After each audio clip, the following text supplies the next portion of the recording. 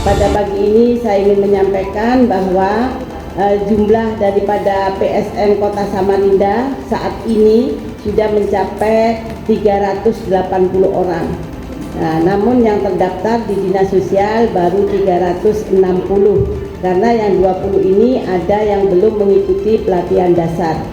Karena untuk menjadi PSM itu harus mengikuti pelatihan dasar PSM. Nah, setelah mengikuti pelatihan dasar PSM nanti ada pelatihan lanjutan, mahir dan khusus.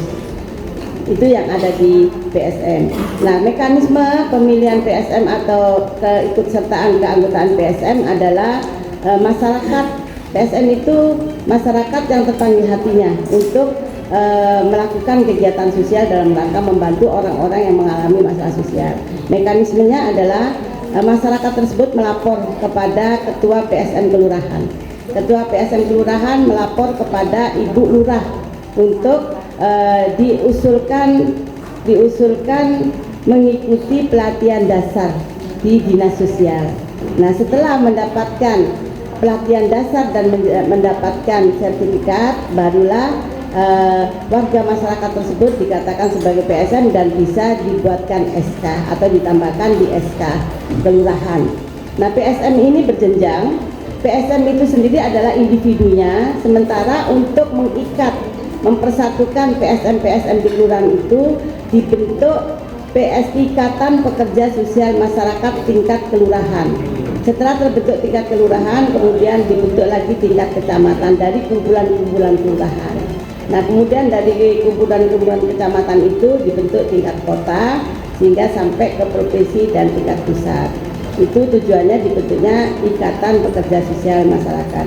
Dan sifatnya adalah koordinasi dan konsultasi untuk ikatan. Jadi Ikatan Pekerja Sosial Masyarakat ini sangat berbeda dengan organisasi kemasyarakatan atau LSM. Karena di sini merupakan ikatan. Diikat itu artinya mengedepankan persatuan, kekompakan, kekeluargaan. Ya, jadi tidak seperti organisasi atau lembaga-lembaga yang lain sifatnya. Karena di sini menangani masalah sosial dan kemanusiaan. Berikutnya kami secara khusus menyampaikan rasa hormat dan penghargaan kepada Pak Camat serta Bu Lurah, yang mana pada hari ini secara khusus memberikan kesempatan memfasilitasi teman-teman PSM, di mana biasanya Pak pertemuan teman-teman ini dari rumah ke rumah.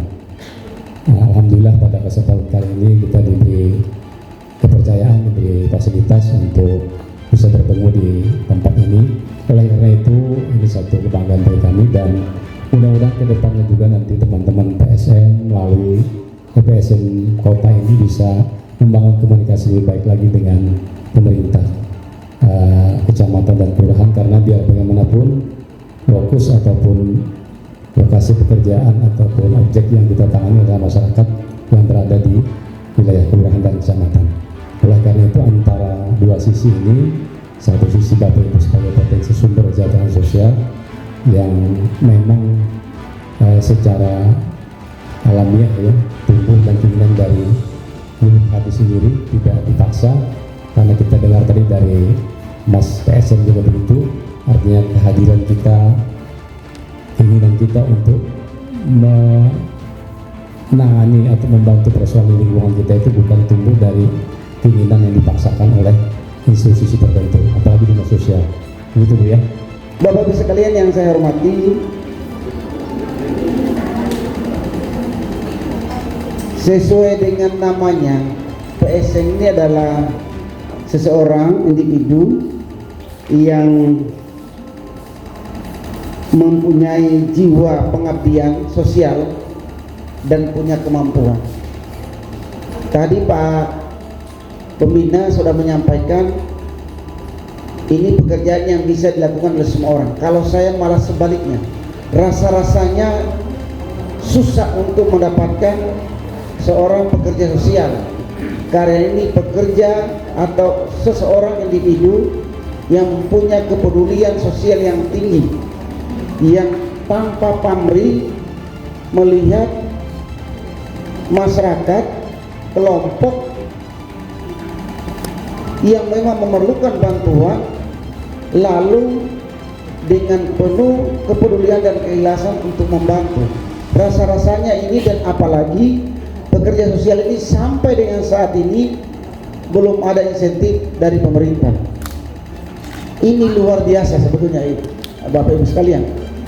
Saya melihat tadi hari ini kayaknya sudah hadir Pak Budiman, hadir.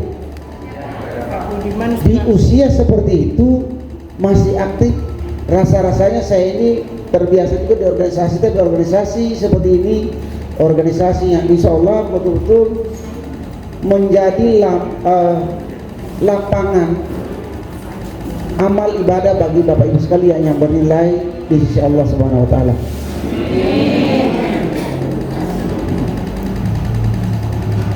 Tugasnya juga tidak gampang-gampang, mungkin lebih berat daripada tugasnya camat.